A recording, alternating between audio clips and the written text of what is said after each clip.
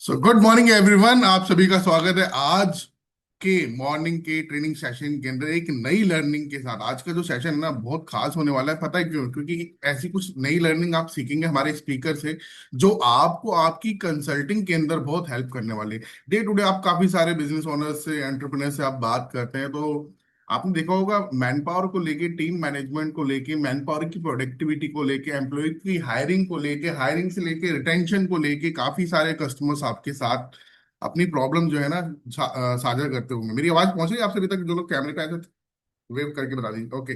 तो इन सारे प्रॉब्लम्स के सॉल्यूशन के लिए आज का सेशन हमने आपके लिए ऑर्गेनाइज किया है। सेशन में सर को बुलाने से पहले मैं एक चीज आप लोगों को बता दूं, अगला लीडरशिप फनल प्रोग्राम जो है दोस्तों वो कब है। अगला लीडरशिप फनल प्रोग्राम, ये डेट देख लीजिए, फटाफट से नोट कर लीजिएगा और स्क्रीनशॉट ले लीजिएगा आप लोग। वो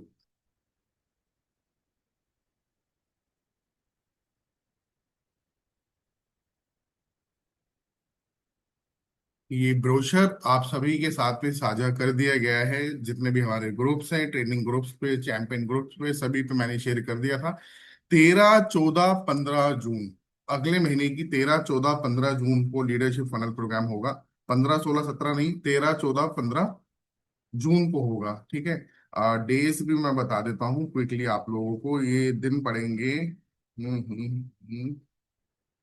सैटरडे, संडे और मंडे। सैटरडे, संडे और मंडे, राइट। तो ये बताने का मकसद, अच्छा प्राइसिंग जो है, प्राइस ग्रेड भी आप लोगों के साथ में शेयर कर दी गई थी। सिल्वर का प्राइस वही है 99,000 प्लस जीएसटी। डायमंड का प्राइस भी वही है 1,50,000 प्लस जीएसटी। ये जून वाला ब्रोशर है, अपडेटेड ब्रोशर है ये जून वाला। तो प्राइस आप देख सकते हैं, सिल्वर का प्राइस 99,000 प्लस जीएसटी सेम है। डायमंड का भी जो प्राइस है वो 1,50,000 प्लस जीएसटी सेम है। प्लेटिनम का प्राइस 2,25,000 प्लस जीएसटी सेम है। और प्रीमियम का जो एज इट इज प्राइस है वो भी 2,75,000 प्लस जीएसटी ही है। तो प्राइजेस के अंदर कुछ भी चेंज नहीं है। जो भी करंट ऑफर वगैरह इन प्राइजेस पे चल रहा होगा उसके लिए आपको किससे बात करना होगा? उसके लिए आपको आपके रीजनल मैनेजर, आपके जो आरएम है बड़ा बिजनेस के, उनसे बात करनी है। आपको आपके चैनल पार्टनर से बात करनी है। तो जो भी करंट ऑफर होगा वो करंट ऑफर आपके क्लाइंट को वो अवेल करा देंगे at the time of payment closing. ठीक है। सो ये एक अपडेट देना था। डेट नोट कर लीजिए, अपना फनल बनाना स्टार्ट कर दीजिए। अगर अभी तक आपने बजट नहीं लगाया है डिजिटल मार्केटिंग का, तो बजट लगा के लीड लेना स्टार्ट कर दीजिए। क्योंकि इस समय आपके पास में जो है ना, आप ये समझ लीजिए आज कितनी तारीख हो गई है, आज 19 तारीख हो गई है। ठीक है। आज 20 तारीख हो गई है, तो आप लगा लीजिए आपके पास में हार्डली मेरे ख्याल से करीब करीब 10 और 15, 20, अगर मैं छुट्टी वगैरह हटा दूं तो आपके पास में जो है 20-25 दिन का ही टाइम बचा हुआ है। उसके अंदर आपको लीड भी लेनी है, कॉलिंग भी करनी है, फनल भी क्रिएट करना है, विवेक सर के वेबिनार में भी कस्टमर को बुलाना है, और अपनी जून की जो क्लोजिंग है उसको सक्सेसफुल भी बनाना है। ठीक है। तो लग जाइएगा उसके ऊपर आप सभी लोग। अब मैं आपको आज के हमारे जो स्पीकर हैं उनको इनवाइट करने से पहले थोड़ा बहुत आपको उनके बारे में बता देता हूँ। जिग्नेश खरा सर। जिग्नेश खरा सर बड़ा बिजनेस में हमारे साथ पिछले 6 साल से एसोसिएटेड है। एज ए आईबीसी आप सबकी तरह ही सर ने जो है अपनी जर्नी स्टार्ट करी थी। साल 2020 में सर ने जो है ज्वाइन करा था। और ज्वाइन करने के बाद से आपको याद है कि उस टाइम पे आईबीसी प्रोडक्ट की सेलिंग सबसे ज्यादा हुआ करती, लेकिन हर बार हर महीने जब जिग्नेश सर का नंबर देखा जाता था, तो जिग्नेश सर का लीडरशिप फनल प्रोग्राम हो गया, हमारा लाइफ टाइम मेंबरशिप, जो हमारे डिजिटल प्रोडक्ट, जो लर्निंग के प्रोडक्ट्स होते थे ना, जिग्नेश सर की आईबीसी पे सेलिंग इतनी ज्यादा नहीं होती, तो उनका फोकस रहता था लीडरशिप फनल प्रोग्राम। और बाकी जो हमारे बिजनेसमैन के लिए जो प्रोडक्ट्स होते हैं उनके लिए। गुजरात की सूरत से जिग्नेश सर आते हैं। ठीक है। और अभी तक ज्वाइनिंग से लेके अभी तक करोड़ों रुपए का बिजनेस कर चुके हैं। टोटल अगर मैं बात करूं, जिग्नेश सर जो है वो 100 से ज्यादा लीडरशिप फनल प्रोग्राम अभी तक, उनकी ज्वाइनिंग से लेके अभी तक 100 से ज्यादा लीडरशिप फनल प्रोग्राम जो है वो सेल कर चुके हैं और कंसल्ट कर चुके हैं। बहुत सारे हजारों बिजनेस ओनर्स को कंसल्ट भी कर चुके हैं। इसके साथ साथ अगर मैं सीजीपी की बात करूं, तो सीजीपी जिग्नेश सर अभी तक लगभग करीब 10 से ज्यादा सीजीपी की डील भी जो है जिग्नेश सर की क्लोज हो चुकी है। तो ये थोड़ा बहुत एक ब्रीफ इंट्रोडक्शन था हमारे आज की स्पीकर जिग्नेश सर के बारे में, जो आपको जो है टीम मैनेजमेंट और एचआर से रिलेटेड जो भी चैलेंजेस आपके कस्टमर बताते हैं उसके ऊपर आपको जो है लर्निंग देने वाले हैं। तो आप लोगों को एक चीज तो पता लग गई होगी कि आज जिनसे आप सीखने वाले हैं ना, उन्होंने कुछ खुद इस प्रोडक्ट के अंदर जो है महारत हासिल करी है, खुद इसको करा है और एक बड़े नंबर पे जो है सेलिंग करी है। जब हमने चैनल पार्टनर बनाने स्टार्ट करे एक बार दोबारा से, तो फर्स्ट बैच के हमारे एबीएम है जिग्नेश सर। सो मैं ज्यादा समय न लेते हुए इनवाइट करना चाहूंगा जिग्नेश खरा सर को। Over to you Jignesh sir, and very good morning. Good morning sir. Good morning all of you. कैसे हो आप सभी लोग? आई होप आप सभी लोग अच्छे होंगे। आज का सेशन स्टार्ट करने से पहले दो चीजें मैं आपसे रिक्वेस्ट करना चाहूंगा। सबसे पहली चीज है, थ्रू आउट द सेशन आपको कैमरा ऑन रखना है। दूसरी चीज है, आप सभी को अपनी नोट दिखा देनी है। एक बार नोट दिखा दो आप सभी लोग अपनी, क्योंकि ये सेशन है बहुत ही पावरफुल होने वाला है। और एक चीज की मैं गारंटी आप सभी को दे के जाऊंगा कि अगर ये पूरा का पूरा सेशन अटेंड कर लिया तो आप जितने भी क्लोजिंग कर रहे हो राइट नाउ, उनसे एक क्लोजिंग ज्यादा करके जाओगे। मानो कि एक क्लोजिंग कर रहे हो तो हर महीने दो क्लोजिंग करोगे, दो क्लोजिंग कर रहे हो तो तीन क्लोजिंग कर रहे हो, और अभी तक ब्रेक जीरो नहीं हुआ तो ब्रेक जीरो भी हो जाएगा। मेरी रिक्वेस्ट है, थ्रू आउट द सेशन आपको कैमरा ऑन रखना है। और ये वन वे सेशन नहीं रहेगा, टू वे ही रहेगा। चैट बॉक्स के माध्यम से आपको 100% यहाँ पे एक्टिव रहना है। यहाँ पे मैं रेगुलरली आपसे इंटरेक्शन करता रहूंगा। आपको जो भी चैलेंजेस आते हैं मैन पावर के रिगार्डिंग, उसके ऊपर हम बातचीत करते रहेंगे। मेरी स्क्रीन है वो मैं शेयर करता हूँ।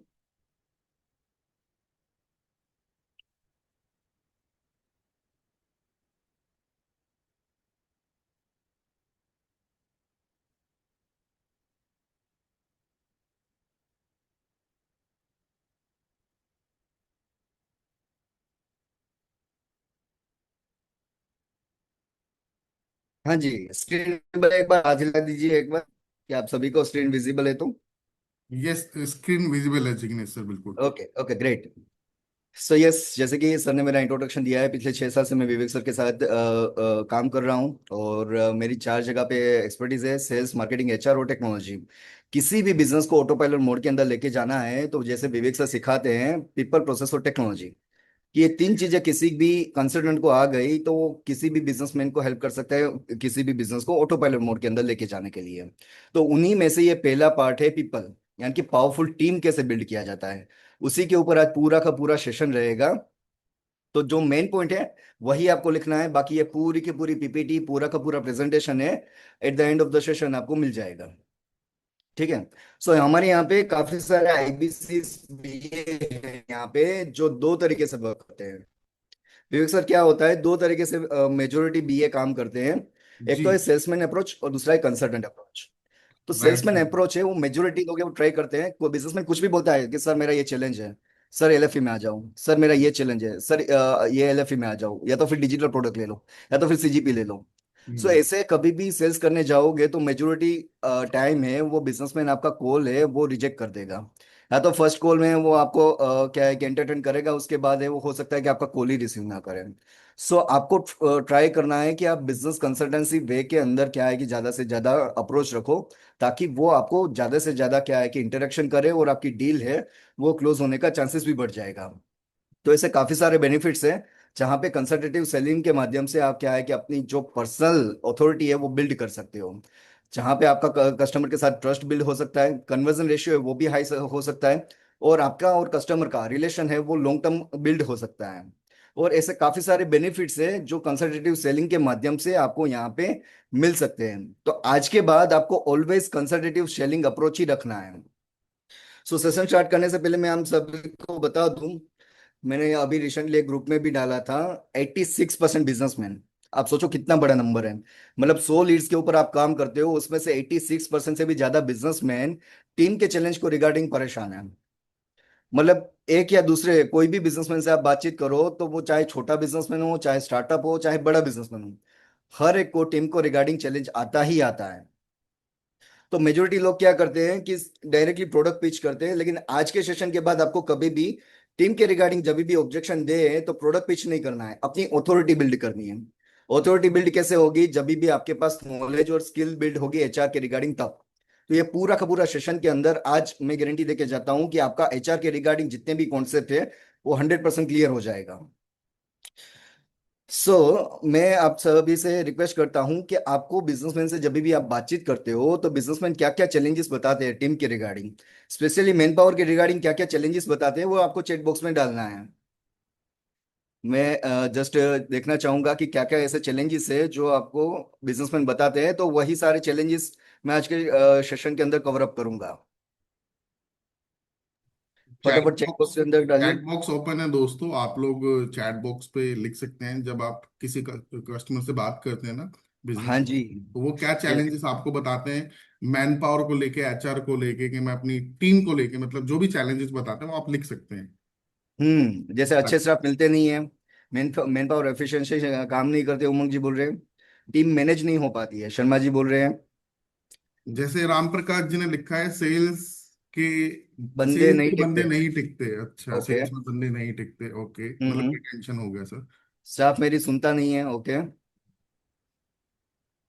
हम्म। हम ट्रेनिंग स्कूल बन गए हैं, छोड़ के चले जाते हैं। मेरा ही कंपटीशन बन जाते हैं। ओके, स्टाफ है वो कंपटीशन बन जाता है। ओके, बजरंग जी बोल रहे हैं ट्रेनिंग सेंटर बन गई है, लेबर प्रॉब्लम होती है, जिम्मेदारी नहीं लेते हैं। ओके। स्टाफ रिटेन नहीं होते हैं। ओके। ओके। बहुत सारे चैलेंजेस आप सभी लोग क्या है कि अपने बिजनेसमैन के साथ जब भी बातचीत करते हो तो ये सारे चैलेंजेस, यस मेजोरिटी जो दो चैलेंजेस यहाँ पे मुझे देखने को मिल रहे हैं। सबसे पहला ट्रेनिंग सेंटर बन चुके हैं और दूसरा रिटेन नहीं हो पाता है, राइट।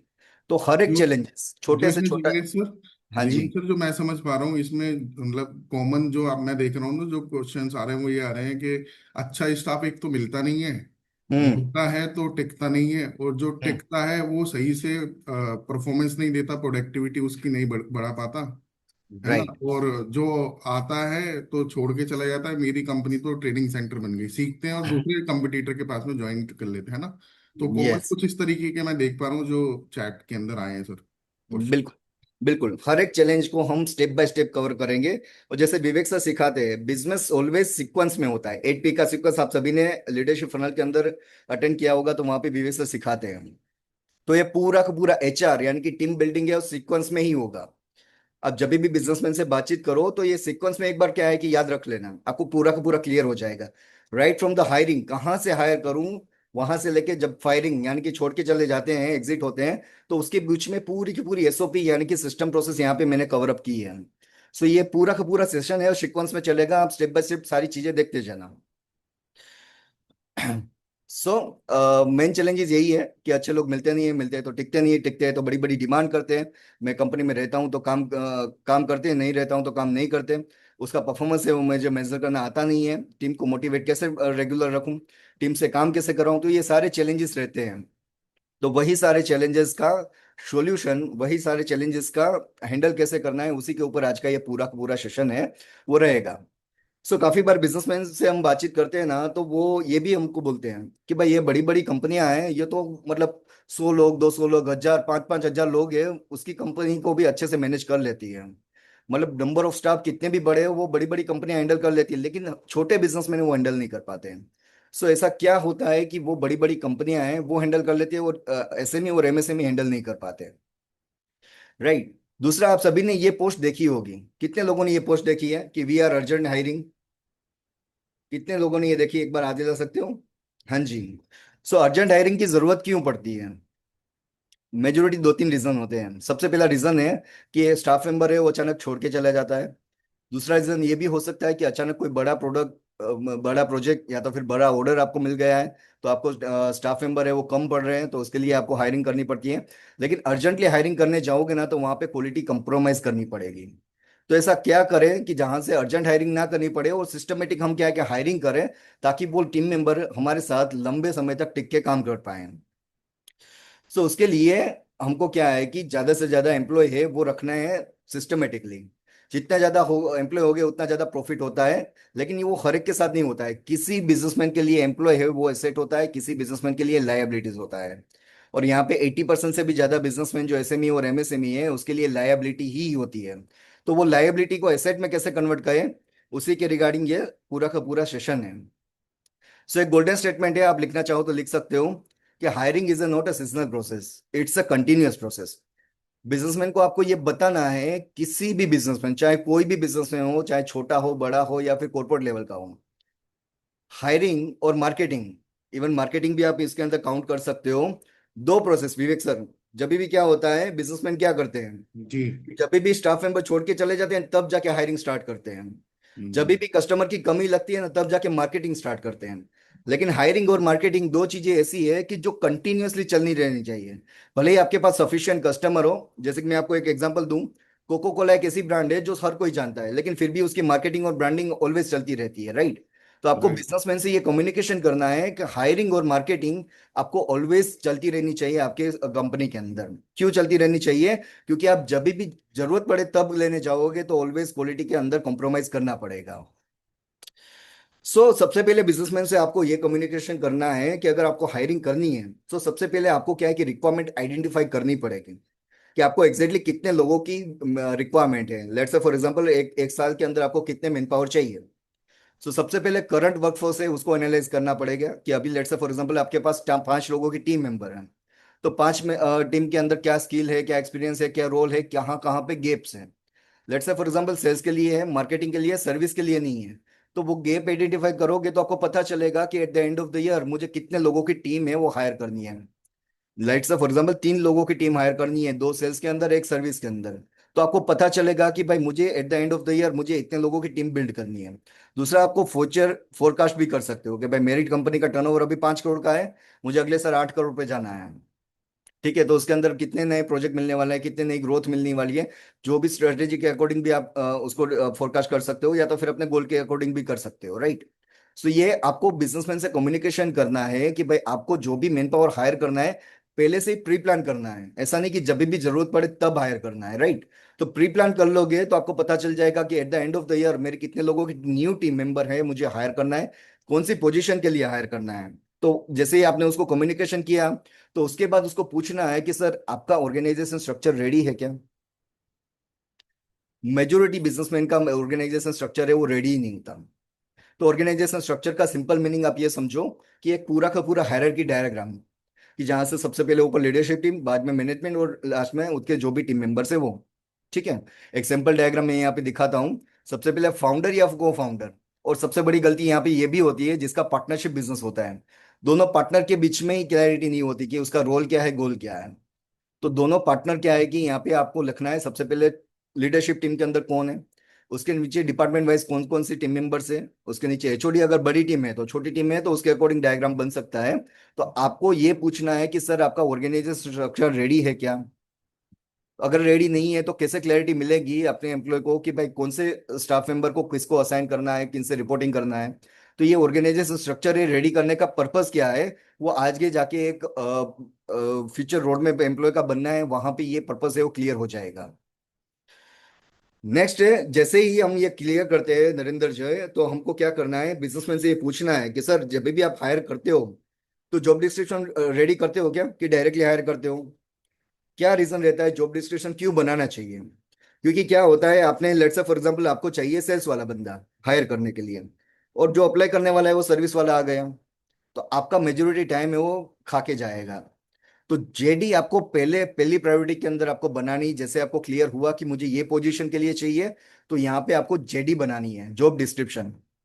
उसके अंदर क्या होता है, कौन सी पोजीशन के लिए हायर कर रहे हो, क्या रोल एंड गोल रहेगा, मिनिमम सैलरी बार कितनी रहेगी, लोकेशन कौन सी रहेगी, ऑन साइड रहेगी, ऑफ साइड रहेगा या वर्क फ्रॉम होम रहेगा, मिनिमम एजुकेशन क्वालिफिकेशन क्या रहेगा, एक्सपीरियंस कितना चाहिए, हार्ड स्किल क्या रहेगी, सॉफ्ट स्किल क्या है। ये बेसिक चीजें हैं, इसके अंदर प्लस माइनस कर सकते हैं।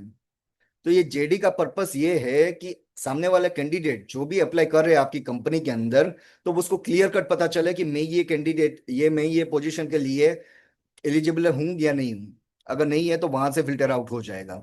आपको बिजनेसमैन से ये कम्युनिकेशन करना है जब भी आप हायर करते हो, तो जेडी बनाते हो या नहीं बनाते हो। ठीक है। उसके बाद आपको सोर्सेज डिफाइन करना है। हम पूरा सीक्वेंस में चल रहे हैं, आप सीक्वेंस में स्टेप बाय स्टेप देखते रहना। तो जैसे ही आपको जेडी रेडी हो गया, ऑर्गेनाइजेशन स्ट्रक्चर के अंदर आपको पता चल गया कि भाई मुझे हायर करना है, कितने लोग को हायर करना है, जेडी रेडी कर दिया, तो अभी आपको सोर्स डिफाइन करना है कि मुझे हायरिंग कहाँ से करनी है। लेट्स से फॉर एग्जांपल आपको फ्रेशर चाहिए, बिजनेसमैन से ये कम्युनिकेशन करना है, फ्रेशर चाहिए, तो आप कहाँ से हायर करते हो। तो वहाँ पे कॉलेज कैंपस है कि वहाँ पे काफ़ी सारी कंपनियां हैं, वो इंटरव्यू ड्राइव वगैरह रखते हैं। अगर एक्सपीरियंस चाहिए तो लिंक्डइन से भी हायर कर सकते हो। जैसे मार्केटिंग कैंपेन रन होता है वैसे हायरिंग के रिगार्डिंग भी कैंपेन हम रन कर सकते हैं। या तो फिर आपका बिजनेस कोई ऐसा है कि जहाँ पे लोकल एरिया के अंदर है, या तो फिर छोटी सिटी गाँव में है, तो न्यूज़पेपर के अंदर एड भी दे सकते हो, या तो फिर रेफरेंस भी ले सकते हो। प्लेसमेंट एजेंसीज का सपोर्ट भी ले सकते हो, या तो फिर इंटरनल प्रमोशन, आपको लगता है कोई कैपेबल पर्सन आपकी टीम के अंदर ऑलरेडी है, तो उसको भी इंटरनल प्रमोशन दे सकते हो, या तो फिर ट्रेनिंग सेंटर। अब ये ट्रेनिंग सेंटर क्या होता है वो हम आगे देखेंगे। तो सबसे पहला काम है, जेडी बनने के बाद वो हायरिंग के रिसोर्सेज है वो फाइनल करना है। जैसे ही ये फाइल हो गया, तो आप सभी के लिए क्वेश्चन है कि क्या लगता है बिजनेसमैन एक कैंडिडेट को हायर करने के लिए कितने लोगों का इंटरव्यू लेते होंगे? आप सभी को चैट बॉक्स के अंदर यहाँ पे लिखना है कि बिजनेसमैन एक कैंडिडेट को हायर करने के लिए, एक एम्प्लॉय को हायर करने के लिए कितने कैंडिडेट का इंटरव्यू लेते होंगे। चैट बॉक्स में फटाफट आप यहाँ पे लिख सकते हो।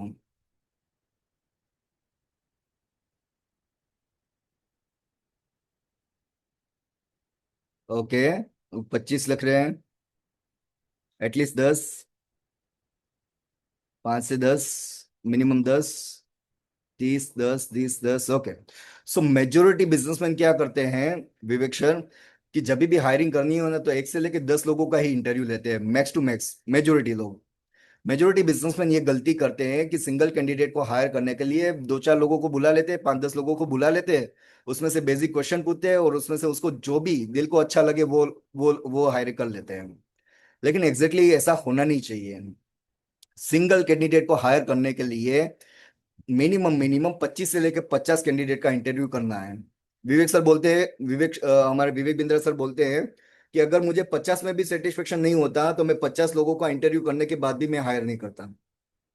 सो सिंगल कैंडिडेट को हायर करने के लिए 25 से लेकर 50 लोगों का इंटरव्यू लेना है। ये क्यों लेना है, ऐसा क्यों जरूरत पड़ती है हमको 25 से लेकर 50 लोगों का? क्योंकि इंडिया के अंदर स्किल गैप है। आप 2, 5, 10 लोगों का इंटरव्यू लोगे ना, तो कभी भी आपको क्वालिटी मैन पावर नहीं मिलेगा, क्योंकि स्किल गैप है। जो क्वालिटी वाला पर्सन आपको चाहिए वो कभी भी नहीं मिलेगा। सो अभी सेकंड क्वेश्चन आता है नरेंद्र जी आपको, कि भाई बिजनेसमैन ये बोलेगा कि भाई मैं 25 से लेकर 50 कैंडिडेट का इंटरव्यू लूंगा, तो मैं क्या पूरा दिन, पूरे महीने में इंटरव्यू लेता रहूंगा क्या? मैं धंधा कब करूंगा? तो उसके लिए आपको बिल्ड करना है interview processes, right? Processes define करनी है ताकि आप सिंगल डे के अंदर 100 लोगों का इंटरव्यू ले सकते हो। एग्जाम्पल के लिए मैं बताता हूँ, let's say for example sales person को हायर करना है, तो बिजनेसमैन एक क्या है कि डेट डिसाइड कर देगा कि आने वाली 25 तारीख को हमारे यहाँ पे इंटरव्यू ड्राइव है। तो वहां पे let's say for example 100 candidate आ गए, ठीक है, तो 100 कैंडिडेट का रिटन टेस्ट ले लिया। अभी 100 में से ऐसा समझो, रिटन टेस्ट 25-50 क्वेश्चन पूछ लिया, तो वहां पे 100 में से 50% कैंडिडेट है वो वहीं से फिल्टर आउट हो जाएंगे, यानी कि 50 कैंडिडेट ही बचे अभी 100 में से। उसके बाद जीडी करवा लिया। जीडी यानी कि क्या, ग्रुप डिस्कशन। ग्रुप डिस्कशन के अंदर पता चल जाएगा कि भाई उसकी कम्युनिकेशन स्किल कैसी है, लिसनिंग स्किल कैसी है, उसका बिहेवियर कैसा है, किस तरीके से अपनी बातों को रखता है, उसकी पर्सनालिटी कैसी है, सारी चीजें यहाँ पे जीडी के अंदर देखने को मिल जाएगी। तो कोई भी डिबेटिंग टाइप एक टॉपिक दे सकते हो, जैसे कि भाई एआई है वो बेनिफिशियल है या नॉन बेनिफिशियल है, यानी कि एआई आर्टिफिशियल इंटेलिजेंस का फायदा क्या है, नुकसान क्या है।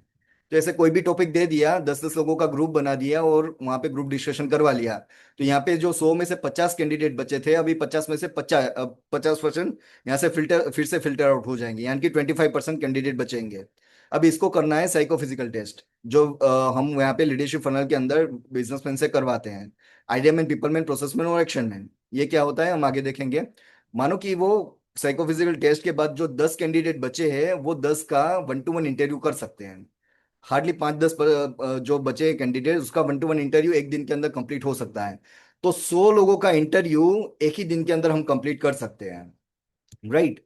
सो ये साइकोफिजिकल टेस्ट क्या होता है, आप सभी ने वहां पे देखा होगा कि ऐसी कम्युनिकेशन स्टाइल होती है 4 प्रकार की: action man, people man, process man और आइडिया मैन। एक्शन मैन कौन होता है? जो रिजल्ट, ऑब्जेक्टिव अचीविंग डूइंग में के अंदर ज्यादा बिलीव करता है, राइट? तो ये एक्शन मैन है। जो भी कैंडिडेट के अंदर आप क्वालिटी देख रहे हो, ये पीपल मैन यानी कि कम्युनिकेशन, रिलेशन और टीम बिल्डिंग। जो सेल्स में सबसे ज्यादा क्या है कि रिक्वायरमेंट होती है, ये क्वालिटीज। तो आप आपको बिजनेसमैन से ये कम्युनिकेशन करना है कि आप जब भी सेल्स के लिए पर्सन हायर करते हो, तो इसका साइकोफिजिकल टेस्ट करते हो क्या? उसके अंदर सेल्स के अंदर सबसे ज्यादा पीपल मैन चलते हैं, तो ये आप आइडेंटिफाई कैसे करोगे? तो ये लीडरशिप फनल प्रोग्राम के अंदर जब भी आप आते हो, तो ये आप इजीली आइडेंटिफाई कर पाओगे। उसके बाद प्रोसेस में जो strategy, organization, fact and figure के ऊपर काम करना जिसको अच्छा लगता है। उसके बाद आइडिया मैन, ये सबसे ज्यादा मार्केटिंग के अंदर चलते हैं, जिसको कॉन्सेप्ट, थियरी और इनोवेशन के ऊपर काम करना सबसे ज्यादा लगता है, राइट? तो इस तरीके से आप बिलीव नहीं करोगे, हमारे साथ एक पार्टिसिपेट थे, विवेक शर्मा। सो वो पार्टिसिपेट आए थे हमारे साथ ऋचा खरब करके। जब भी मैं तरुण सर के टीम के अंदर काम करता था, तो विवेक सर वहां पे हमारे एक पार्टिसिपेट आए थे ऋचा खरब करके, जो डाइटिशियन है। उन्होंने पहले अपना खुद का साइकोफिजिकल टेस्ट करा। उसके बाद उसकी 25 लोगों की टीम के साथ हमने साइकोफिजिकल टेस्ट किया, और उसका यही रिजल्ट कि कौन एक्शन मैन है, कौन पीपल मैन है, कौन प्रोसेस मैन है, कौन आइडिया मैन है। वही सारी चीजों को हम देखते हैं, उसके जो डिपार्टमेंट है वो रिशफलिंग कर दिया, जो भी जिसको सुटेबल है उसके अकॉर्डिंग। तो बिलीव नहीं करोगे, उसका जो रिजल्ट है वो 4x आ गया। इट मीन्स उसका सेल्स है वो 4 गुना हो गया है। इट मीन्स कि उसका पूरा जो सेल्स 1 साल के अंदर होता था वो 4 महीने के अंदर होने लगा, 4 महीने का सेल्स 1 महीने के अंदर होने लगा, और 1 महीने का सेल्स है वो 1 हफ्ते के अंदर होने लगा। तो आपको ये बिजनेसमैन को कम्युनिकेशन करना है कि आपको हायरिंग करना है तो प्रोफेशनली हायरिंग करना है। ट्रेडिशनली हायरिंग करोगे तो ये जमाने के अंदर, अभी जो ये डिजिटल जमाना चल रहा है आफ्टर कोविड, काफी सारी स्ट्रेटेजी चेंज हो चुकी है। तो अभी ट्रेडिशनली हायरिंग करोगे तो वो क्वालिटी मैन पावर आप आइडेंटिफाई नहीं कर पाओगे, और हायर भी नहीं कर पाओगे। ठीक है। तो उसके बाद मानो कि हायर करने के लिए अरविंद जी का क्वेश्चन आता है कि भाई बिजनेसमैन हायर करते हैं, तो हमको उसको क्वेश्चन पूछना है कि भाई कौन से ऐसे पैरामीटर है जिसके ऊपर आप कैंडिडेट को सिलेक्ट करते हो। तो 5 पैरामीटर है जिसके ऊपर किसी भी कैंडिडेट को सिलेक्शन कर सकते हैं। सबसे पहला स्किल, विल, पोटेंशियल, परफॉर्मेंस और कल्चर फिट। स्किल यानी कि उसका आता क्या है, विल यानी कि इच्छा शक्ति कैसी है काम करने की, पोटेंशियल यानी कि कितना लंबा समय तक आपके साथ टिक के काम करेगा, परफॉर्मेंस यानी कि पिछली कंपनी के अंदर परफॉर्मेंस कैसा था, और कल्चर फिट यानी कि आपकी कंपनी के अंदर rules and regulation, policy, guideline के अंदर फिट बैठ रहा है कि नहीं बैठ रहा है। तो वो सारी चीजें आपको कम्युनिकेशन करना है बिजनेसमैन के साथ। अभी आपके लिए एक रैपिड फायर टेस्ट है, यहाँ पे एक आपको मैट्रिक्स दिख रहा होगा। ठीक है। जिसके अंदर सबसे पहले ऊपर है हाई विल, नीचे लो लो विल, लेफ्ट साइड है लो स्किल, और हाई साइड है हाई स्किल। तो यहाँ पे पहला क्वाड्रेंट हम लेते हैं। क्या लगता है बिजनेसमैन को, किसी कैंडिडेट है वो इंटरव्यू देने के लिए आया है जिसके अंदर एकदम हाई बिल है लेकिन लो स्किल है, जिसके अंदर कॉम्पिटेंस नहीं है लेकिन कमिटेड है, तो ऐसे पर्सन को हायर करना चाहिए कि नहीं करना चाहिए? चैट बॉक्स के अंदर आपको लिखना है कि जिसके अंदर हाई बिल है, लो स्किल है, ऐसे कैंडिडेट को हायर कर सकते हैं कि नहीं कर सकते हैं। फटाफट चेक बॉक्स के अंदर आप डाल सकते हो। आप सभी का टेस्ट यहाँ पे है छोटा सा, कि जिसके अंदर एकदम हाई बिल है, लो स्किल है, उस कैंडिडेट को हायर करना चाहिए कि नहीं करना चाहिए? क्या लगता है आप सभी को?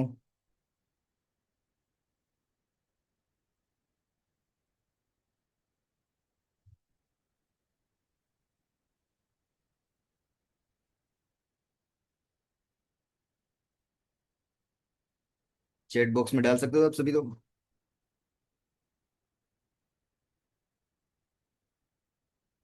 No. Okay okay okay. Mix reply आ रहे हैं। नो, यस यस, यस करना चाहिए, yes no no no no. Okay. Yes. High will है, लो स्किल है, तो उसको हायर करना चाहिए। क्यों करना चाहिए? क्योंकि जिसके अंदर हाई विल है, अगर लो स्किल है तो स्किल हम सिखा सकते हैं किसी को भी, लेकिन विल बिल्ड करना बहुत ही डिफिकल्ट है। किसी को भी अगर स्किल नहीं आती है तो स्किल हम सिखा सकते हैं, लेकिन विल बिल्ड करने डिफिकल्टी है। तो ये ऐसे कैंडिडेट जिसके अंदर हाई विल है, लो स्किल है, उसको हम हायर कर सकते हैं। अभी सेकंड टेस्ट है, लो विल है, लो स्किल है, क्या लगता है इसको, ऐसे कैंडिडेट को हायर करना चाहिए? Okay, no no no no no no. बिल्कुल नहीं, बिल्कुल नहीं, कि ऐसे कैंडिडेट को कभी भी हायर नहीं करना है। नेक्स्ट, लो विल और हाई स्किल। अभी यहाँ पे क्रिटिकल टेस्ट है, कि जिसके अंदर विल है वो लो है लेकिन स्किल एकदम हाई है, मतलब बंदे को सब कुछ आता है। तो ऐसे कैंडिडेट को क्या करना चाहिए, जो एकदम कॉम्पिटेंट है लेकिन डिस्करेज है? Okay, no no no no.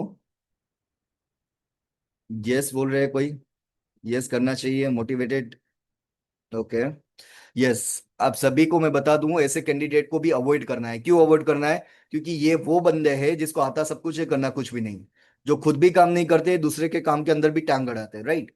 तो ऐसे कैंडिडेट को हो सकता है उतना अवॉइड करना चाहिए, और बाय द चांस है तो भी उसको सक्सेसफुल एग्जिट देनी चाहिए। अभी लास्ट, हाई बिल और high skill, very competent and very committed, क्या करना चाहिए? Yes, yes, yes yes yes yes, highly recommended. Yes yes exactly. ऐसे कैंडिडेट को जितना जल्दी हो सके उतना हायर करना चाहिए, 2-5 हजार एक्स्ट्रा देना चाहिए तो भी दे देना चाहिए। अगर छोड़ के जाने की बात कर रहे हैं तो भी उसको रिटेन कैसे भी करके कर लेना चाहिए। राइट। तो आपको बिजनेसमैन से ये कम्युनिकेशन करना है कि आप जब भी हायर करते हो तो कौन से ऐसे क्राइटेरिया है, कौन से ऐसे पैरामीटर है जिसको देख के आप हायर करते हो। क्या आप ये 5 पैरामीटर ध्यान में लेते हो या नहीं लेते हो। तो इस तरीके से कम्युनिकेशन करोगे तो आपकी अथॉरिटी ज्यादा बिल्ड होगी बिजनेसमैन के सामने। नेक्स्ट, अभी बिजनेसमैन क्या है कि मेजोरिटी लोग हायर कर लेते हैं, उसके बाद क्या होता है, उसके बाद ये होता है संदीप जी, हायर तो कर लेते हैं लेकिन 1-2 दिन ये बता देते हैं कि भाई आपको ये करना है, ये आपका काम है, और 1-2 दिन सीख सीख के फिर तुम जानो और तुम्हारा काम जाने है, उसके ऊपर ज्यादा फोकस नहीं करते हैं। लेकिन एग्जैक्टली ऐसा होना नहीं चाहिए। एक प्रोफेशनल कंपनी के अंदर एक 90 डेज ऑनबोर्डिंग प्लान होता है। 90 डेज ऑनबोर्डिंग प्लान क्या होता है, ये पूरा का पूरा प्रोसेस होता है ऑनबोर्डिंग के लिए। तो 90 डेज ऑनबोर्डिंग एमएस इस कंपनी के अंदर वर्क करता है, लेकिन एसएमई और एमएसएमई 1 से लेके 3 हफ्ते का ऑनबोर्डिंग प्लान क्रिएट कर सकते हैं। तो ऑनबोर्डिंग के अंदर क्या होता है, सबसे पहले डे 1 के अंदर मानो कि हायर हो चुका है, डे 1 के अंदर रिपोर्टिंग पर्सन अलाइन कर दो, जो उसको क्या है कि मेंटरशिप करेगा, डायरेक्शन देगा और सपोर्ट करेगा, जो उसको कंपनी का वॉक थ्रू करवाएगा कि कंपनी का क्या स्ट्रक्चर है, क्या कल्चर है, क्या वैल्यूज है। उसके बाद स्टाफ इंट्रोडक्शन, अगर छोटी कंपनी है तो सभी स्टाफ का, अगर बड़ी कंपनी है तो उस पर्टिकुलर डिपार्टमेंट का, जिस डिपार्टमेंट के अंदर उसकी जॉब लगी है तो उसका इंट्रोडक्शन। उसके बाद कंपनी की पॉलिसी प्रोसीजर और गाइडलाइन के बारे में अवेयर करेगा। उसको टूल्स एंड टेक्नोलॉजी जो भी हैंड ओवर करना है वो हैंड ओवर करेंगे। उसके रोल एंड गोल फिर से डिफाइन करेंगे, उसके परफॉर्मेंस के पैरामीटर फिर से कम्युनिकेशन करेंगे, और लास्ट में ट्रेनिंग देंगे। अभी ट्रेनिंग के अंदर क्या होता है, जैसे कि मैंने आपको बताया, 1-2 दिन के अंदर सिखा देते हैं, बाद में तुम जानो और तुम्हारा काम जाने। लेकिन ट्रेनिंग के अंदर एक बहुत ही पावरफुल, बहुत ही सिंपल, बहुत ही इंपैक्टफुल तरीका है जो विवेक सर ऑलवेज सिखाते हैं हर एक ट्रेनिंग के अंदर। वो आपको वहां पे कम्युनिकेशन करना है। I do you see, you do I see and we do jointly. Right. तो ये एकदम सिंपल, बहुत ही पावरफुल और बहुत ही इंपैक्टफुल तरीका है जो आप सभी को पता है। तो वही तरीका आपको कम्युनिकेशन करना है बिजनेसमैन के साथ में। नेक्स्ट, अभी बिजनेसमैन आपको पूछता है बाय द चांस अम्बरीश जी से कि हम कि भाई वर्क तो मैं उसको सिखा देता हूँ लेकिन डेलीगेट नहीं कर पाता हूँ, ट्रैकिंग नहीं कर पाता हूँ, तो वो कैसे करूँ कि मैंने उसको काम तो सिखा दिया, अभी ट्रैकिंग करना है। तो उसके लिए आपको कम्युनिकेशन करना है कि आपने कोई ऐसी टेक्नोलॉजी बिल्ड की है कि जहां से आपको हर एक टीम मेंबर का कौन सा टास्क है वो कंप्लीट हो चुका है, कितना टास्क है, उसका कंप्लीशन रेशियो है, वो सारी चीजें पता चल जाए। तो वहां पे उसको कम्युनिकेशन करना है, क्या आपके पास वैसी कोई टेक्नोलॉजी है जहां पे हर एक टीम मेंबर का टास्क मैनेजमेंट जो सॉफ्टवेयर है वहां से आपको पूरा का पूरा परफॉर्मेंस है वो पता चल जाए। तो ये टास्क मैनेजमेंट सॉफ्टवेयर के माध्यम से आप पूरी की पूरी टीम की प्रोडक्टिविटी है वो डिफाइन कर सकते हो, उसकी टास्क कंप्लीशन रेट है वो आइडेंटिफाई कर सकते हो, वो जितना भी वो उसका प्रोडक्टिव होगा उसके अकॉर्डिंग आगे जाके रिवॉर्ड एंड रिकॉग्निशन भी कर सकते हो। राइट। अभी दिनेश जी से बिजनेसमैन पूछते हैं कि भाई सिखा तो दिया, मैं सिखा देता हूँ सारी चीजें एम्प्लॉय को, लेकिन फिर भी काम तो मुझे ही करना पड़ता है, मैन पावर के पास कैसे काम कर रहा हूँ। तो उसके लिए आपको डिफाइन करना होगा परफॉर्मेंस के पैरामीटर। 3 तरीके से होते हैं, एक तो क्वांटिटेटिव, दूसरा क्वालिटेटिव और गोल के साथ अलाइनमेंट। क्वांटिटेटिव यानी कि क्या कि इजीली आप क्या है कि मेजर कर पाओ, जैसे सेल्स कितना हुआ, प्रोडक्टिविटी कितनी हुई, प्रोजेक्ट कंप्लीशन रेट कितना है, तो इजीली हम मेजर कर सकते हैं। क्वालिटेटिव यानी कि क्या, जो इजीली मेजर नहीं कर सकते लेकिन ऑब्जर्वेशन के थ्रू हम उसको ऑब्जर्व कर सकते हैं, जैसे कि भाई कम्युनिकेशन कैसा है, टीम वर्क कैसा है, प्रॉब्लम सॉल्विंग एबिलिटी कैसी है, तो ये सारे ऑब्जर्वेशन के थ्रू हम देख सकते हैं। और तीसरा गोल के साथ अलाइनमेंट, कि भाई ऐसा तो नहीं है ना कि आपकी कंपनी कुछ और डायरेक्शन के अंदर जा रहे हो और आपके एम्प्लॉय भी कुछ और डायरेक्शन के अंदर जा रहे हैं, तो गोल के साथ वो आपकी कंपनी के गोल्स के साथ वो अलाइन है या नहीं है। तो उसके लिए आपको करना है हर एक टीम मेंबर का role and goal clear. Right. वो कैसे करना है, तो एक मैनेजमेंट लैंग्वेज के अंदर 2 टर्म्स होती है, केआरए और केपीआई, की रिस्पॉन्सिबिलिटी एरिया और की परफॉर्मेंस इंडिकेटर। मतलब सिंपल भाषा के अंदर आप ये समझो कि उसका रोल क्या रहेगा और उसका गोल क्या रहेगा। तो ये आपको उसको कम्युनिकेशन करना है कि आपको हर एक टीम मेंबर का रोल एंड गोल क्लियर है क्या, कि भाई उसका रोल क्या है। Let's say for example sales person है तो कितना रेवेन्यू जनरेट करेगा, कितने कस्टमर एक्वायर करेगा, लीड कन्वर्जन रेशियो क्या रहेगा, मार्केट के अंदर पेनिट्रेशन कैसे करेगा, परफॉर्मेंस कैसे मेरे होगा कि कितना सेल्स जनरेट किया, नंबर ऑफ डील कैसे की, कितने कस्टमर एक्विजिशन की कॉस्ट थी, एवरेज डील साइज क्या थी। तो हर एक टीम मेंबर का रोल एंड गोल क्लियर है क्या, अगर ये क्लियर नहीं है तो वो अच्छे से परफॉर्मेंस नहीं दे पाएंगे, राइट। अभी मानो कि वो बोलते हैं कि हाँ भाई रोल एंड गोल क्लियर है, लेकिन एम्प्लॉय वो कंटिन्यूअसली मोटिवेट नहीं रहते हैं। उसको कंटिन्यूअसली मोटिवेट कैसे कर पाऊं? तो उसका आंसर आपको बड़ा बिजनेस के अंदर ही मिल जाएगा। क्या लगता है हमको कंटिन्यूअसली मोटिवेशन कैसे मिलता है? कोई चैट बॉक्स के माध्यम से बता सकते हैं कि बड़ा बिजनेस के अंदर कंटिन्यूअसली मोटिवेशन कैसे मिलते हैं हमको? किस तरीके से हम कंटिन्यूअसली ऐसा दिन रात हम विवेक सर के विजन मिशन को साथ में लगे हुए हैं? क्या ऐसा चीजें हैं जो हमको कंटिन्यूअसली मोटिवेट रखती है? Training, learning, scoreboard. Okay. Yes, yes, yes, yes. Scoreboard और परफॉर्मेंस के पैरामीटर और रिवॉर्ड एंड रिकॉग्निशन। आप सभी को पता होगा, हमारी एक पीछे ट्रिप चली थी, कंटेस्ट रन हुआ था वियतनाम का, और अभी नेक्स्ट ट्रिप का भी अनाउंसमेंट हो चुका है। तो आपको बिजनेसमैन से ये कम्युनिकेशन करना है कि आप अपने टीम को रिवॉर्ड एंड रिकॉग्निशन करते हो या नहीं करते हो। सो अगर अच्छा काम करते हैं तो उसको रिवॉर्ड मिलता है कि नहीं मिलता है? क्योंकि अगर रिवॉर्ड नहीं मिलेंगे तो वो काम है वो बार बार नहीं दोहराएगा, राइट। तो रिवॉर्ड एंड रिकॉग्निशन आपके टीम मेंबर का आपने बिल्ड किया है या नहीं किया है? दो तरीके से कर सकते हैं, एक तो मॉनिटरी और नॉन मॉनिटरी, यानी कि फाइनेंशियली और नॉन फाइनेंशियल। फाइनेंशियली के अंदर उसको हो सकता है कोई बोनस दे दो, परफॉर्मेंस बेस्ड सैलरी इंक्रीज कर दो, या stock stock option. Non monetary के अंदर क्या हो सकता है, कोई पब्लिक रिकॉग्निशन, यानी कि आपकी कंपनी को कोई रिकॉग्निशन मिल रहा है, अवार्ड मिल रहा है, तो उसके बिहाफ पे जो भी एम्प्लॉय ऑफ द ईयर हुआ है उसको, या क्या है कि अवार्ड लेने के लिए भेज दिया। Star of the month program run कर सकते हो, थैंक यू नोट दे सकते हो, कोई मूवी की वाउचर दे सकते हो, पिकनिक ट्रिप दे सकते हो।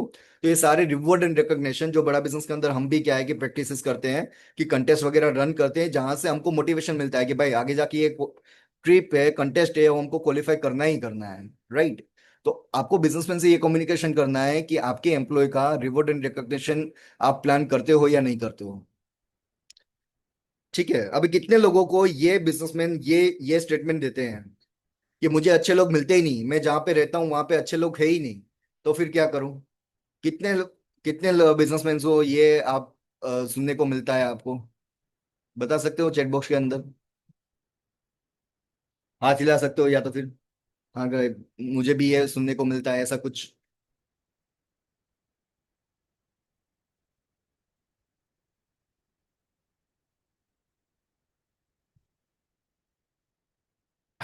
यस, तो फिर इसका भी सॉल्यूशन, क्या सॉल्यूशन है? Backward integration. बैकवर्ड इंटीग्रेशन यानी कि क्या, वो जो भी बिजनेसमैन कर रहे हैं उसका हम एक ट्रेनिंग सेंटर स्टार्ट कर सकते हैं। मानो कि कोई ऐसा एरिया है जहां पे उसको कोई अच्छे कैंडिडेट मिलते ही नहीं, अगर लॉन्ग टर्म परमानेंट सॉल्यूशन चाहिए तो ट्रेनिंग सेंटर बेस्ट ऑप्शन है, राइट। ये मैं लाइव एग्जांपल के साथ बताता हूँ। सूरत के अंदर मेरा एक कस्टमर था, सोलर इंडस्ट्री से, जिसका सोलर पैनल इंस्टॉलेशन का वर्क है। हेवन सोलर करके कंपनी का नाम है। तो उसके साथ में मिलकर हमने ये बिल्ड किया था कि उसको बैकवर्ड इंटीग्रेशन यानी कि ट्रेनिंग सेंटर स्टार्ट किया। तो दो बेनिफिट हुए, सबसे पहले कि 25 लोगों की एक बैच क्रिएट दी, और मिनिमम 10-15 हज़ार का उसका फीस रख दिया। तो सबसे पहले एक एडिशनल रेवेन्यू मिल गया। दूसरा बेनिफिट क्या हो गया कि 25 जो कैंडिडेट ट्रेनिंग के लिए आ रहे हैं, तो ट्रेनिंग वो खुद ही दे रहे हैं, तो उसको पता होगा कौन अच्छे से लर्निंग कर रहा है, कौन अच्छे से सारी चीजें ऑब्जर्व कर रहा है, कौन अच्छे से काम कर रहा है। तो जो 25 लगे हैं उसमें से जो काम के उसके वहां पे हायरिंग करनी थी, उसमें से जो 5 लोगों की हायरिंग करनी थी, वो 5 एम्प्लॉय है वो उन्होंने खुद ही हायर कर लिया। बाकी के जो 20 एम्प्लॉय है वो उन्होंने मार्केट में दूसरी कंपनी को सप्लाई कर दिया। प्लेसमेंट एजेंसीज के तौर पे आप सभी को पता होगा कि 1 सैलरी चार्ज लेते हैं प्लेसमेंट एजेंसीज, राइट। तो एडिशनल रेवेन्यू अगेन फिर से एक बार बिल्ड हो गया। तो ये ट्रेनिंग सेंटर है, वो बड़ी बड़ी कंपनियां, हर एक कोई भी कंपनी का नाम ले लो और गूगल के अंदर सर्च करोगे तो हर एक कंपनी के अंदर ट्रेनिंग सेंटर होगा ही होगा। आप चाहे अदानी ले लो, रिलायंस ले लो, या फिर कोई भी छोटी मोटी कंपनी जो मिड साइज है, जिसके 100-200 से ज्यादा एम्प्लॉय है, वो हर एक जगह पे क्या है कि ट्रेनिंग सेंटर होता ही होता है। या तो फिर थर्ड पार्टी किसी के साथ कोलोब्रेशन के अंदर होता है, या फिर डायरेक्टली खुद का होता है, लेकिन ये 100% होता ही होता है। इवन जोहो कंपनी, जो मेजोरिटी है उसका, ऐसा समझ लो 70-80-80% ज्यादा जो कैंडिडेट होते हैं वो रूरल एरिया से आते हैं, और मेजोरिटी हायरिंग है वो रूरल एरिया के अंदर उन्होंने छोटे छोटे ट्रेनिंग सेंटर बिल्ड कर दिए हैं। जो 12th पास स्टूडेंट होते हैं उसको ट्रेन करते हैं और हायर कर लेते हैं। तो जोहो करके इतनी बड़ी आईटी कंपनी है, वो भी यही मॉड्यूल है वो प्रैक्टिस करते हैं। तो अगर कोई बिजनेसमैन ऐसा बोलता है कि भाई मेरे पास तो क्या है कि अच्छे लोग मिलते ही नहीं है, तो उसको ये आप क्या है कि पूछ सकते हो कि आपने इस बारे में कभी सोचा है, लेकिन अगेन ये डायरेक्टली इंप्लीमेंट नहीं करना है, जब भी बिजनेस थोड़ा स्टेबल हो जाए तब जाके बिल्ड करना है। अदरवाइज क्या होगा, बिजनेस के अंदर भी थोड़ा चैलेंजेस है, ये भी स्टार्ट कर दिया तो दोनों के बीच में कभी भी किसी के अंदर कुछ बड़ा अचीवमेंट नहीं कर पाओगे। तो थोड़ा बिजनेस स्टेबल हो जाए उसके बाद ये मॉड्यूल के अंदर हम आ सकते हैं। ठीक है। अभी सब कुछ कर दिया लेकिन फिर भी एम्प्लॉय छोड़ के चले जाते हैं। कितने लोगों को ये चैलेंज आता है कि बिजनेसमैन ये बोलते हैं कि मैं कुछ भी कर लूं, मेरे जो एम्प्लॉय है वो छोड़ के चले जाते हैं। यस। तो उसका सॉल्यूशन क्या है, एम्प्लॉय कैरियर प्रोग्रेशन प्लान। आप बिजनेसमैन को क्वेश्चन पूछ सकते हो कि आपकी कंपनी के अंदर जो फ्यूचर रोड मैप है वो आपको एम्प्लॉय को आप दिखाते हो क्या, कि आपकी कंपनी के अंदर अगर एम्प्लॉय को 2 साल 5 साल का विजन नहीं दिख रहा है तो आपके साथ में क्यों लंबे समय तक टिकेगा।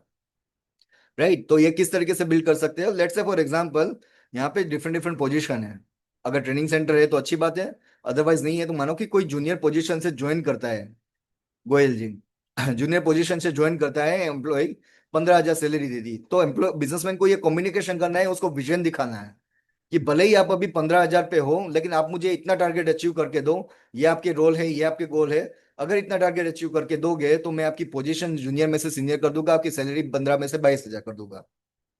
क्योंकि कोई भी एम्प्लॉय छोड़ के जाने का मेजोरिटी 3 रीजन होता है, PPC, पैसा, पोजीशन और कल्चर। कि उसको टाइम टू टाइम पैसा परफॉर्मेंस के बेसिस पे इंक्रीज हो रहा है तो वो छोड़ के नहीं जाएगा। दूसरा, पोजीशन भी इंक्रीज हो रही है टाइम टू टाइम तो भी वो छोड़ के नहीं जाएगा। और कल्चर बढ़िया सा है तो भी वो छोड़ के नहीं जाएगा। तो अगर ये PPC यानी कि पैसा, पोजीशन और कल्चर बिल्ड हो गया तो वो चांसेस इज वेरी हाई कि वो अच्छे से रिटेन हो जाएगा। कि मानो कि आपने उनसे क्या है कि कम्युनिकेशन किया कि भाई आप अभी भले ही जूनियर पोजीशन पे हो लेकिन इतना परफॉर्मेंस अचीव करके दो तो मैं आपकी पोजीशन सीनियर कर दूंगा और आपकी सैलरी 15 में से 22,000 कर दूंगा। अगेन जैसे ही यहाँ पे सीनियर बने तो फिर से कम्युनिकेशन किया कि इतना टारगेट अचीव करके दो तो मैं मैनेजर बना दूंगा और आपके नीचे 5-10 लोगों की टीम भी बिल्ड करवा दूंगा और सैलरी भी आपकी 22 में से 35,000 हो जाएगी। जैसे ही मैनेजर हो गए तो फिर से आपने कम्युनिकेशन किया कि इतना टारगेट अचीव करके दो तो मैनेजर नहीं, मैं आपको head of the department HOD बना दूंगा और सैलरी डायरेक्ट 35 में से 60,000 हो जाएगी। और जैसे ही वो HOD बना तो फिर से कम्युनिकेशन किया कि अभी आप एक ही डिपार्टमेंट के हेड हो, अगर आपको हर एक डिपार्टमेंट का हेड यानी कि CEO बनना है तो आप इतना टारगेट अचीव करके दो तो मैं आपको CEO भी बना सकता हूँ जहां पे सैलरी आपकी 60 में से 1 लाख रुपए की हो सकती है। तो ये जब भी आप कम्युनिकेशन कर सकते हो, लाइव एग्जांपल आप ये दे सकते हो। मैं तो हर बार हर किसी को देता हूँ कि हमारी कंपनी के अंदर एक बिजनेस एडवाइजर के तौर पे ज्वाइन होते हैं प्रांशु रंजन, 5 साल पहले, 4 साल पहले, और अभी कंपनी के को फाउंडर बन चुके हैं। तो हमने भी ये बिल्ड किया हुआ है। तो आपके अंदर आप हर एक एम्प्लॉय को ये फ्यूचर रोड मैप दिखा पाते हो क्या। हमारी कंपनी के अंदर एक बिजनेस एडवाइजर जो एकदम क्या है कि एक इनिशियल पोजीशन से डायरेक्ट कंपनी के को फाउंडर बन सकते हैं। तो आपने अपनी कंपनी के अंदर ऐसे फ्यूचर रोड मैप हर एक एम्प्लॉय के लिए रेडी करके रखा है क्या। अगर रेडी करके रखा है, वो 3 चीजें, पैसा, पोजीशन और कल्चर, ये 3 चीजें बिल्ड कर दी तो आपका employ chances is very high कि रिटेन हो जाएगा। अभी नेक्स्ट क्वेश्चन आता है कि सब कुछ कर दिया लेकिन फिर भी लोग काम नहीं करते हैं, तो उसका क्या सॉल्यूशन है। उसका एक पावरफुल सॉल्यूशन है कि उसको एग्जिट दे दो। कि सब कुछ करने के बाद भी अगर वो एम्प्लॉय वो काम नहीं करते तो वो इट मीन्स कि वो रोंग हायरिंग था, वो आपने गलती से हायर कर लिया था। उसको जितना हो सके उतना जल्दी से आप एग्जिट दे दो। और एग्जिट भी मेजोरिटी बिजनेसमैन, ऐसा समझ लो 95% से भी ज्यादा बिजनेसमैन एग्जिट देने में गलती करते हैं कि डायरेक्टली उसको क्या है कि मन मुटाव कर लेते हैं। काफी बार क्या है कि झगड़े भी हो जाते हैं। तो ऐसा नहीं करना है, एग्जिट ऑलवेज सक्सेसफुल देनी है। 2 तरीके से दे सकते हैं। सबसे पहले क्लियर कट कम्युनिकेशन करो कि भाई थैंक यू वेरी मच, आपने मेरी कंपनी के अंदर ये इतना सारा टाइम दिया, एफर्ट दिया और अपना जो भी स्किल है वो दिया। उसके बाद एग्जिट इंटरव्यू लो कि आपको कंपनी का कौन सा बेस्ट दिन था, कौन सा वर्स्ट दिन था, क्या लगता है कौन सी ऐसी पॉलिसी है जो हम इंप्रूव कर सकते हैं ताकि आगे और भी एम्प्लॉय वो हमारे साथ में लॉन्ग टर्म तक टिके रहे। तो ये सारे एग्जिट इंटरव्यू के अंदर क्वेश्चन पूछोगे तो वो सबसे ज्यादा क्रिटिकल फीडबैक देके जाएंगे। तो ये एग्जिट इंटरव्यू कंपलसरी है। तो ये राइट फ्रॉम द हायरिंग से लेके एग्जिट तक ये पूरी SOP है और पूरी सीक्वेंस में है। आपने देखा होगा ये पूरी की पूरी सीक्वेंस में है। तो ये आपको बिजनेसमैन के साथ कम्युनिकेशन करना है। अगर ये अच्छे से कम्युनिकेशन कर दिया तो आपकी अथॉरिटी बिल्ड हो जाएगी और बिजनेसमैन आपको अच्छे से सुनेगा और आपके साथ में लॉन्ग टर्म तक क्या है कि काम भी करेगा। और ये कुछ फ्रेमवर्क है जो आपको बिजनेसमैन को कम्युनिकेशन कर सकते हो कि HR के रिगार्डिंग, टीम बिल्डिंग के रिगार्डिंग। ये कुछ फ्रेमवर्क है जो आप यहाँ हमारे लीडरशिप फनल में आने के बाद आपको टीम बिल्ड करने में हेल्प करेगा। और ये प्रॉब्लम सॉल्विंग कोर्स है। मेरे एचआर का जो भी नॉलेज है, मुझे ये कोर्सेज से सबसे ज्यादा यहाँ से सीखने को मिला है। तो आप भी ये कोर्सेज के माध्यम से सीख सकते हो। सो ये पूरा का पूरा सेशन था, राइट फ्रॉम द हायरिंग से लेकर फायरिंग तक, पूरा का पूरा सीक्वेंस में था। अगर मैं 2 मिनट के अंदर समराइज करूँ, तो आप सीक्वेंस में पूरी की पूरी ध्यान में रखना। सबसे पहले हमने क्या किया, स्टेप बाय स्टेप जाते हैं। सबसे पहले हमने क्या किया कि हमने पूरा का पूरा मैन पावर की नीड है वो आइडेंटिफाई की, कि भाई मुझे कितने लोग हैं वो चाहिए। ठीक है, ये मैन पावर की नीड आइडेंटिफाई की है, ऑर्गेनाइजेशन स्ट्रक्चर बनाया। उसके बाद हमने पूरा का पूरा क्या कि जेडी बनाया, ताकि वो उसको अच्छे से कम्युनिकेशन हो जाए। उसके बाद हायरिंग के रिसोर्सेज है वो डिफाइन किए हम। उसके बाद उसको हायर करने के लिए इंटरव्यू प्रोसेस बनाया है, कि भाई किस तरीके से इंटरव्यू का प्रोसेस रहेगा। जैसे ही प्रोसेस हो गया, तो उसका सिलेक्शन क्राइटेरिया क्या रहेगा, कौन से पैरामीटर के ऊपर उसको सिलेक्ट करूंगा। जैसे ही सिलेक्ट हो गया, तो उसका ऑनबोर्डिंग कैसे होगा, तो उसकी पूरी पूरी प्रोसेस बिल्ड हो गई। उसके बाद उसको ट्रेनिंग कैसे करना है, ट्रेनिंग की पूरी प्रोसेस बिल्ड हो गई। उसके बाद उसका टास्क ट्रैकिंग कैसे करना है वो हमने देख लिया। उसके बाद उसके परफॉर्मेंस के पैरामीटर यानी कि रोल एंड गोल क्लियर कर दिए। उसके बाद उसको रिवॉर्ड एंड रिकग्निशन प्लान किया। और अच्छे लोग नहीं मिलते हैं बाय द चांस, तो वहां पे एक ट्रेनिंग सेंटर के तौर पे हमने उसका सॉल्यूशन बिल्ड किया। और उसके बाद उसके हर एक टीम मेंबर का एक फ्यूचर रोड मैप यानी कि प्रोग्रेशन प्लान हमने बिल्ड किया। उसके बाद उसको बाय द चांस फिर भी काम नहीं करते, एक सक्सेसफुल एग्जिट हमने प्लान कर दी। तो जब भी कोई बिजनेसमैन आपको कुछ भी ऐसा चैलेंज बताए, तो आपको देखना है कि ये कहाँ पे गलती कर रहा है।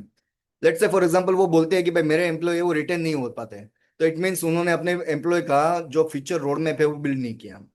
Let's say for example businessman बोलते हैं कि भाई मेरे एम्प्लॉय वो अच्छे से काम नहीं करते हैं, तो आपको ये क्वेश्चन पूछना है कि आपने हर एक टीम मेंबर का है रोल एंड गोल क्लियर किया है, आप उसको रिवॉर्ड एंड रिकॉग्निशन करते हो कि नहीं करते हो। लेट्स से फॉर एग्जांपल वो बोलते हैं कि भाई मुझे अच्छे लोग मिलते नहीं है, तो वहां पे ये पूछना है कि हायरिंग करने के लिए कितने लोगों को आप सीवी रिज्यूमे आपके पास अवेलेबल है, आप हायरिंग कब करते हो, आपकी ये प्रोसेस कंटिन्यूस चलती रहती है या नहीं चलती रहती। तो जो भी ऑब्जेक्शन आपको देते हैं, वो हर एक ऑब्जेक्शन को आपको अच्छे से हैंडल करना है। और ये हर एक ऑब्जेक्शन का सॉल्यूशन आपको ये पीपीटी के माध्यम से मिल सकता है। सो अभी किसी का कुछ भी क्वेश्चन हो तो हम क्वेश्चन ले सकते हैं। सो आप सभी में से किसी का कुछ भी क्वेश्चन हो तो यहाँ पे हैंड रेस कर सकते हैं, या फिर चैट बॉक्स के अंदर बता सकते हैं। एनी क्वेश्चन आप सभी का, एचआर के रिगार्डिंग स्पेशली।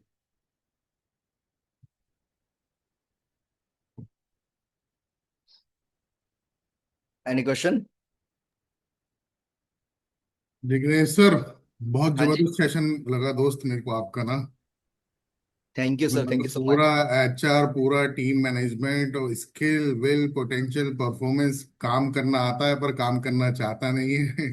काम करना चाहता है लेकिन काम करना आता नहीं है। सब कुछ जो है आपने डिटेल में बहुत बारीकी की, और आपका प्रेजेंटेशन जो था बहुत ऑर्गेनाइज था सर, क्रिस्प था। ठीक है, और प्रेजेंटेशन के साथ में जो आपकी टाइमिंग थी ना, टाइमिंग बहुत सही चल रही थी आपकी। स्लाइड स्लाइड पे स्लाइड के साथ जैसे जैसे स्लाइड आगे बढ़ रही थी, तो टाइमिंग भी पूरी आपकी परफेक्टली जो है मैच कर रही थी कंटेंट के साथ में। तो सेशन बहुत अच्छा लगा सर, मेरे को पर्सनली मैंने बहुत अच्छा लगा। कुछ नोट्स मैंने भी बनाए हैं सर। थैंक यू और सर। मैं आपको बताऊं सर, थोड़ा सा एड ऑन करना चाहूंगा। जी। हम रेगुलरली मेरी टीम के साथ में एचआर का सेशन बिजनेसमैन के लिए करते हैं, रेगुलर हम्म। वेबिनार करते हैं। और हम्म। हमारी मेजोरिटी क्लोजिंग यहीं से आती है। 2 सेशन करते हैं, गोल सेटिंग का करते हैं और एचआर का करते हैं। तो राइट। मेजोरिटी बिजनेसमैन जो भी यहाँ पे एक बार हमारे सेशन में आ जाता है, तो वहां से उसको क्लैरिटी मिल जाती है, ट्रस्ट बिल्ड हो जाता है, और वो पेमेंट देके जाता है। ग्रेट ग्रेट सर, वो वैसे भी लीडरशिप फनल प्रोग्राम की सेलिंग करने में तो हमारे गुजरात के जो चैंपियन थे ना, उनकी एक्सपर्टीज है ही वैसे। ठीक है, तो आप भी उनमें से एक हो सर। ठीक है। यस और यस सर। सर थैंक ने, यू। मैं एक चीज मिस हो गया था, वियतनाम भी क्वालिफाई कर लिया दोस्तों। और जैसा अभी सर ने बताया था कि अगला ट्रिप जो है हमारा थाईलैंड फुकेट का ट्रिप है, 11 मई से स्टार्ट हो चुका है। तो अपना गोल सेट कर लीजिए, टारगेट सेट कर लीजिए। और अब ये मतलब बना लीजिए कि हाँ मेरे को फुकेट जाना ही जाना है, जाना ही जाना है। हम्म। सोच लो बस, ये माइंड में आप लिख लो हर जगह कि हाँ मेरे को फुकेट जाना है, इसका जो भी टारगेट दिया गया वो टारगेट मेरे को अचीव करना है। अपने उनसे कनेक्ट कर लीजिएगा, टारगेट्स वो बता देंगे आपको। आपके जो एबीएम है, चैनल पार्टनर है, आ रहे हैं ना, वो आपको बता देंगे। और लग जाओ आप लोग, आज से ही लग जाओ ये चीजें डेफिनेटली। जैसे वियतनाम के लगभग करीब 150 हमारे जो एडवाइजर्स हैं वो क्वालिफाई हुए हैं। 150 एडवाइजर्स हैं जो क्वालिफाई हुए, जो वियतनाम अभी जा रहे हैं। और अगले हम्म। 3 महीने ये कॉन्टेस्ट चलेगा। कौन सा? फुकेट वाला। तो 3 महीने हैं आपके पास में उसको क्वालिफाई करने के लिए। राइट, दिवाली के आसपास जो है हम उसका ट्रिप लेके जाएंगे, फिर सर ने बोला था, प्रांशु सर ने। तो सर सेशन के लिए आप देख रहे हो, बिल्कुल बहुत साल लग गई है great great great session sir, बहुत अच्छा सेशन लगा, great learning, amazing session sir. तो जिग्नेश सर सेशन बहुत अच्छा था।